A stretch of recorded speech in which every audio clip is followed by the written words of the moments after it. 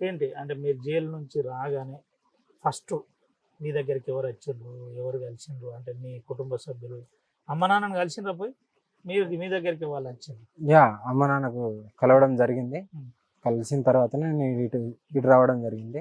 ఎందుకంటే ఇప్పుడు వాళ్ళకు కూడా కలవకుండా ఒక్కసారి కనబడకుండా వెళ్తే మళ్ళీ వాళ్ళు రోధిస్తూనే ఉంటారు అని ఇంకా కలవడం కూడా జరిగింది. కలిసిన తర్వాతనే యథావిధిగా మళ్ళీ బయటకు వచ్చేసాను. మళ్ళీ కోర్టులకు కూడా అటెండ్ అవ్వాలి. చూడాలి ఇంకా బయటకు వెళ్ళిన చాలా తర్వాత. ఘోరమైన ఇబ్బంది అనుభవించినట్టు నాకు కూడా సమాచారం ఉంది. మామూలు ఇబ్బంది కాదు. వాళ్ళు ఏడవని రోజు లేదని కొంతమంది చెప్పిన పరిస్థితి. దేనికైనా వాళ్ళే కాదు, నేను ఏడవని రోజు అంటూ లేదు. ఎందుకంటే ఏమి చేయలేకపోయాను.